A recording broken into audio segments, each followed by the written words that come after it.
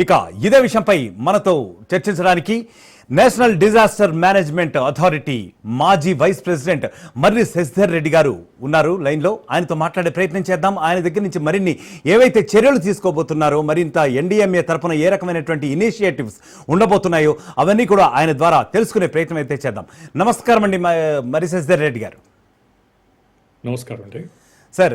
First of all NDMA మాజీ చైర్మన్గా మీరు మాజీ వీపీగా ఉన్నారు యాక్చువల్గా అప్పటిదాకా.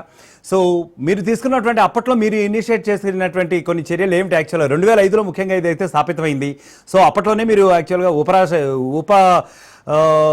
ఇదిగా మన వైస్ ప్రెసిడెంట్గా కూడా నియమింపబడ్డారు. సో అప్పటి నుంచి కూడా మీ యొక్క ఇనిషియేటివ్స్ ఏంటి అంటే prevention, mitigation, preparedness and also immediate response అన్నట్టుగా మీ లక్ష్యాలతో మీరైతే ప్రారంభించబడ్డారు. సో ఆ తర్వాత మీరు తీసుకున్నటువంటి ఇనిషియేటివ్స్ ఏంటి? Actually what kind of disaster management you have done so far ఒకసారి తెలియజెప్పే ప్రయత్నం చేస్తారా?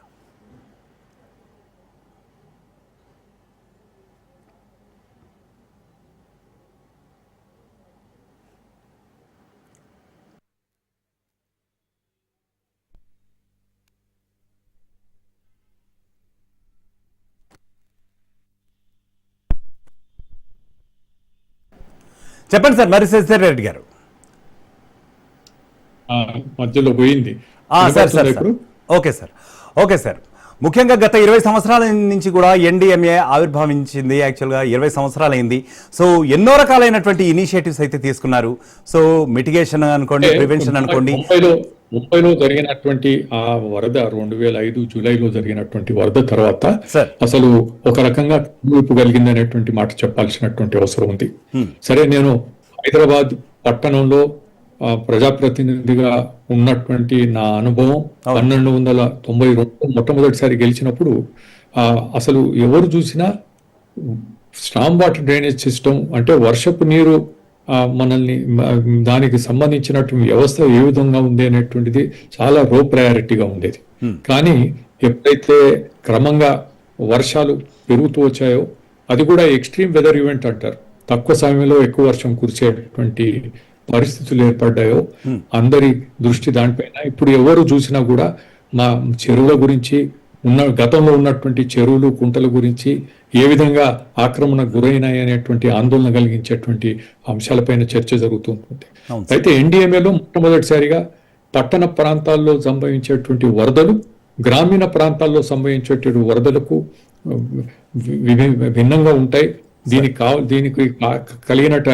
దీనికి కారణాలు వేరు, దీన్ని ఎదుర్కోవడానికి కావాల్సినటువంటి స్ట్రాటజీ వేరే అనేటువంటి అంశంతో మొట్టమొదటిసారిగా దీన్ని ఒక ప్రత్యేక విపత్తుగా గుర్తించి దానికి సంబంధించినటువంటి గైడ్ లైన్స్ తయారు చేయడం జరిగింది. 2010లో వీటిని విడుదల చేసినటువంటి నేపథ్యంలో దేశవ్యాప్తంగా ఉన్నటువంటి అన్ని రాష్ట్రాలకు, అన్ని పట్టణాలకు వీటిని పంపించిన నా పర్సనల్ అబ్జర్వేషన్ అనుభవం ఏమిటంటే, చాలా ఎక్కువ అంటే సరే మనకు ఏదైనా పనులు చేయాలన్నప్పుడు డబ్బుతో కూడినటువంటి వర్క్ అంటే ఫండ్స్ కావాల్సి వస్తుంది.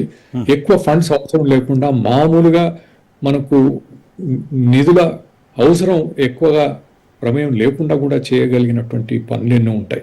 చాలా సింపుల్ గా చెప్పాలంటే, పట్టణ ప్రాంతాల్లో ఉన్నటువంటి డ్రైనేజ్ వ్యవస్థ, అది దాన్ని మెయింటెనెన్స్ అనేది, దాని కెపాసిటీ ఒకటి మనకు తక్కువ ఉంటుంది. మనకు గంటకు 40 మిల్లీమీటర్ల వర్షపాతం నమోదైందంటే చాలా పెద్ద ఎత్తున దానివల్ల ప్రభావం మనం చూడగలుగుతాం. అంటే 15 నిమిషాల్లో 10 మిల్లీమీటర్ల వర్షం కురిచినా అది ఒక వరదకు దారి తీసేటువంటి పరిస్థితి ఉంటుంది. అటువంటి కెపాసిటీ ఉన్నటువంటి వ్యవస్థ దాని మెయింటెనెన్స్ లేకుండా పోవడం, మెయింటెనెన్స్ నోచుకోకుండా ఉండడం వలన మీరు ఎక్కడ చూడండి ఉన్నటువంటి నాలాలు ఏవైతే ఉన్నాయో ఎక్కడ కూడా వర్షాకాలం వచ్చినప్పటికీ నాలాలన్నీ పూడికిపోయి ఉన్నాయి.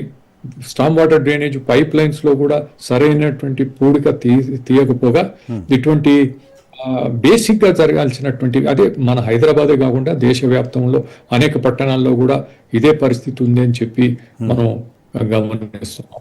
కనుక దీనిపైన ప్రత్యేకమైనటువంటి దృష్టి సారించాల్సినటువంటి అవసరం ఉంది. ఒకవైపు ప్రభుత్వం, మున్సిపల్ అధికార సిబ్బంది చేయాల్సినటువంటి పని ఒకవైపు ఉంటే, ఇంకోవైపు అసలు ప్రజల్లో కూడా సరైనటువంటి అవగాహన లేకుండా ఉంది అనేటువంటి విషయాన్ని నేను ప్రత్యేకంగా మనవి చేయదలుచుకున్నాను. నేను ఈ నాలాల వెంట తిరిగేవాడిని సార్. నా నియోజకవర్గంలో.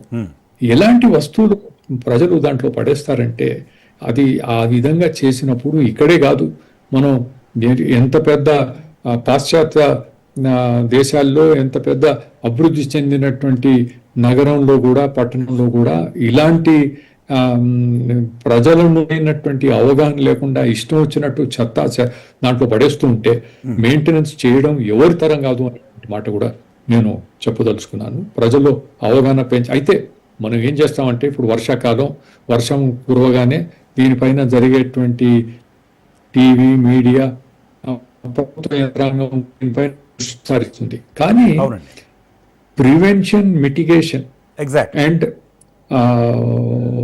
ప్రిపేర్డ్నెస్ ఇవి వచ్చినప్పుడు దాన్ని ఎదుర్కోవడం ఏ విధంగా ఇవన్నీ కూడా రెస్పాన్స్ ఎట్లా చేస్తాం, రెస్పాన్స్ రెస్పాన్స్ అండ్ రిలీఫ్ అనేటువంటి దానిపైన మొదటి నుంచి కూడా దానిపైనే మనం దృష్టి కేంద్రీకరించడం జరుగుతుంది. కానీ మిగతా సమయాల్లో మనం ఏవి చేయాలో, ఎలాంటి పనులు చేయాలో, మనం చేసేటువంటి ప్రతి అభివృద్ధి కార్యక్రమంలో ప్రతి దాంట్లో కూడా మనకు ఈ స్టామ్ వాటర్ సిస్టమ్ను, అంటే రోడ్లు వేసినప్పుడు మనం చూస్తాం డివైడర్స్ కట్టేస్తారు, ఇష్టం వచ్చినట్టుగా చాలా ఇబ్బందికరమైనటువంటి ఏమాత్రం దానిపైన ఆలోచన లేకుండా రోడ్లు వేసినప్పుడు మనం ఈ మధ్య కాలంలో సిమెంట్ రోడ్ వేస్తున్నారు చాలా, అంటే కాస్ట్లీగా, అంటే పర్మనెంట్ గా ఉండిపోతుంది.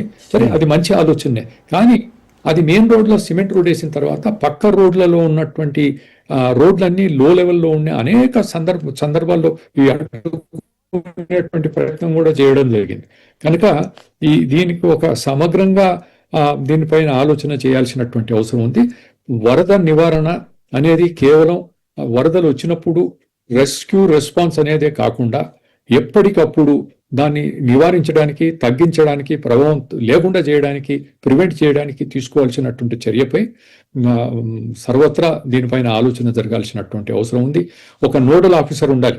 జిహెచ్ఎంసీలో ఒక నోడల్ ఆఫీసర్ ఉండి సంవత్సరం పూర్తిగా దీనిపైన మనకు ఈ మధ్య వార్త చూశాను, ఈ మధ్యలో లాస్ట్ వీక్ అనుకుంటాను వచ్చింది, ఒక తెలుగు పత్రిక వచ్చింది. ఏమిటంటే Raj Bhavan, lake view guest house ఆ ప్రాంతంలో ఉన్నటువంటి కొంత ఎప్పుడు కూడా అక్కడ ఒక మనకు హాట్స్పాట్ గా ఎప్పుడు నీళ్లు నిలిచి ఉండేటువంటి దాంట్లో కొంత అండర్ గ్రౌండ్ సంపు నిర్మాణం చేశారనేటువంటి మాట సంతోషం. ఆ విధంగా చేయడంతో అక్కడ నీరు నిలవ లేకుండా పోతుండేటువంటి దానిపైన చర్య తీసుకోగలిగినారు అనేటువంటిది ఆ పత్రికలో చూసి సంతోషించాలి.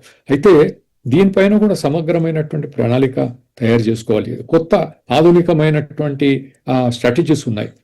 ఇతర దేశాల్లో చాలా అండర్ గ్రౌండ్ స్టోరేజ్, వర్షాలు ఎక్కువ పడినప్పుడు అండర్ గ్రౌండ్ స్టోరేజ్ వ్యవస్థను కూడా ఏర్పాటు చేసుకోవాల్సినటువంటిది, ఆటోమేటిక్గా పంప్ చేయాలన్నటువంటి విషయాలు కూడా ఉన్నాయి.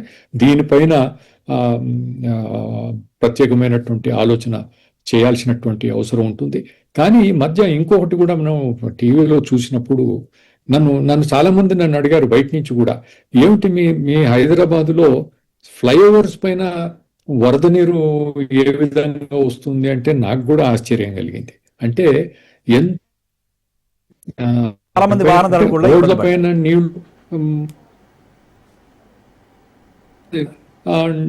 నీళ్లు అంత నిలవ ఉండడం అసలు ఏమిటి అది అంటే ప్లానింగ్ లో చాలా పెద్ద లోపం ఉంది అనేటువంటిది మనం అర్థం చేసుకోవచ్చు. ఇటువంటివన్నిటిని కూడా రివ్యూ చేయాలి. వర్షాలు అయిపోయినాయి, రాత్ గయి బాత్ గయి అనేటువంటిది కాకుండా జరిగినటువంటి ప్రతి అంశం పైన దానికి ఒక ప్రత్యేకమైనటువంటి అధికారి, తర్వాత థర్డ్ పార్టీ ఇన్వాల్వ్మెంట్ కూడా ఉండాలి. యూనివర్సిటీస్ ఉన్నాయి, ఇతర సంస్థలు ఉంటాయి, వీటన్నిటిపైన అధ్యయనం చేస్తూ డాక్యుమెంటేషన్ చేయాలి. ఎక్కడ ఏం జరిగింది అనేటువంటిది డాక్యుమెంటేషన్ చేయడం చాలా అవసరం. లేకపోతే నెక్స్ట్ టైం వచ్చేసరికి ఇంకోటి మర్చిపోతాం, మళ్ళీ పాత విషయాలు గుర్తుండవు. ఈ విధంగా చేసుకుంటూ దానికి ఒక పూర్తి స్ట్రాటజీతో ముందుకు పోవాలి. ఇది కేవలం వర్షాకాలంతో సరిపడేటువంటి పనులు, ఎమర్జెన్సీగా వర్షాకాలంలో అందుబాటులో ఉండి ప్రజలకు ఇబ్బందులు కలగకుండా చూసుకోవాల్సినటువంటి అవసరం ఉంది. అయితే ఇంకోటి అర్లీ వార్నింగ్, ఫోర్కాస్టింగ్. నేను ఎన్డీఎంఏలో సభ్యునిగా ఉన్నటువంటి సమయంలో రోషయ్య గారు ముఖ్యమంత్రిగా ఉన్నప్పుడు బేగంపేట వాతావరణ విభాగం పైన ఒకటి దూరం నుంచి చూస్తే అప్పుడు ఏదో వరల్డ్ కప్ జరుగుతుంది, దానికి ఏదైనా అడ్వర్టైజ్మెంట్ అని చాలా మంది అనుకున్నారు. ఒక రౌండ్ ఫుట్బాల్ షేప్ లో ఉండేటువంటి అక్కడ డాప్లర్ వెదర్ రేడార్ ని ఏర్పాటు చేయించడం జరిగింది.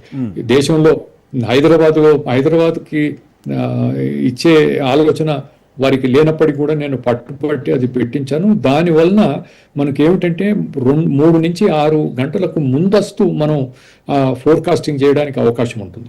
డాప్లర్ వెదర్ రేడ్ అది మనకు చాలా కీలకమైనటువంటి పరికరం.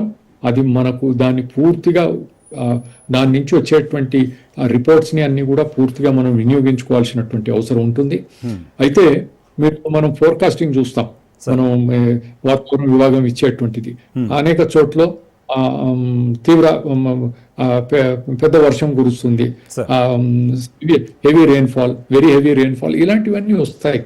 కానీ దాన్ని ఇంకా మనం స్పెసిఫిక్ గా యాక్యురేట్ గా చేసుకోవడానికి అవకాశం ఉన్నప్పటికీ కూడా మనకున్నటువంటి కొత్త శాస్త్ర సాంకేతిక పరికరాలను జ్ఞానాన్ని మనం సంపాదించుకోవడం పక్కన పెట్టి ఇప్పుడు ఉన్నటువంటి వాటిని కూడా పూర్తిగా మనం ఉపయోగంలోకి తీసుకొని రావడం లేదనేటువంటి భావన నాకు కలుగుతుంది. ఆ విధంగా చేస్తూ అసలు ఎక్కడ వర్షం పడుతుంది అనేటువంటిది మనం పిన్ పాయింట్ చేయొచ్చు. ఇప్పుడు ఈ మధ్య మనం చూస్తున్నాం కొత్తగా డిజిపిన్ అనేటువంటి వ్యవస్థ వచ్చింది. అవునండి. అంటే ఒక బిల్డింగ్ కు ఉన్నటువంటి అడ్రస్, అంటే మనం మామూలుగా హౌస్ నంబర్స్ ఈ లొకేషనే కాకుండా డిజిపిన్ తో కరెక్ట్ గా యాక్యురేట్ గా పిన్ పాయింట్ చేయడానికి ఆస్కారం ఉంటుంది. పోస్టల్ డిపార్ట్మెంట్ వాడు అదే విధంగా ఎన్ఆర్ఎస్సి వాళ్ళు కలిపి చేశారు. మనం ఈ దీంట్లో యాక్యురసీని పెంచుకోవడానికి ఎక్కడ వర్షం కురుస్తుంది, అయితే మనకు ఇంకోటి ప్రజల్లో అవగాహన లేకుండా ఉండడానికి ఒక అంశాన్ని నేను ప్రస్తావిస్తాను. ఇప్పుడు హైదరాబాద్ మొత్తం మూసీ పారివాహిక ప్రాంతంలో ఉంది. మనం నిజాంపేట అవతలికి పోతే గోదావరి పారివాహిక ప్రాంతానికి పోతుంది, అక్కడ రిడ్జ్ వస్తుంది మనకు, అది అవతలి పడేటువంటిదంతా కూడా గోదావరి మంజిరా దాంట్లోకి వెళ్ళిపోతుంది. ఈ మూసీ కృష్ణ పారివాహిక ప్రాంతంలో ఉన్నటువంటి దాంట్లో మనకుండే మూసీ నదిలోకి 13 నాలాలుగా కురిసినటువంటి వర్షం అంతా కూడా 13 నాలాలుగా మూసీలో వెళ్ళి కలుస్తుంది. ఆ 13 నాలాల మధ్య అంటే అవి వాటర్ షెడ్స్ అనేటువంటి దానికి ఏదైతే క్యాచ్మెంట్ ఏరియా ఉంటుందో ఆ క్యాచ్మెంట్ ఏరియా అవతల పడితే పక్క నాలాలకు పోతుంది. వీటిని డెసిగ్నేట్ చేయాలి, నంబరింగ్ ఇవ్వండి, ఏదో ఒకటి చెప్పండి. ఇప్పుడు మీరు ఏ క్యాచ్మెంట్, ఏ వాటర్ షెడ్ లో ఉన్నారు, ఏ క్యాచ్మెంట్ లో ఉన్నారు అనేది మనకు అంటే వచ్చే వర్షం అవతల వెళ్ళిపోతుంది. ఎక్కడ మనం సరైనటువంటి సహాయ కార్యక్రమాలను అందజేయాలో దాన్ని తేల్చుకోవడానికి అంటే వర్షాన్ని మనం ఆపలేం.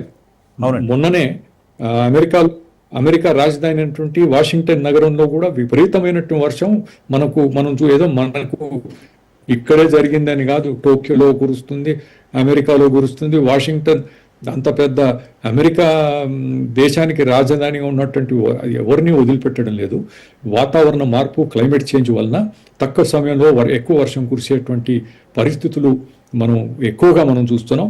అనేక అధ్యయనాలు చేసినటువంటి ఫలితంగా ఐపీసీసీ మిగతా సంస్థలన్నీ కూడా చేసినటువంటి అధ్యయనం ఇది ఇంకా రాను ఇంకా పెరుగుతుంది, కానీ ఇది తగ్గదు.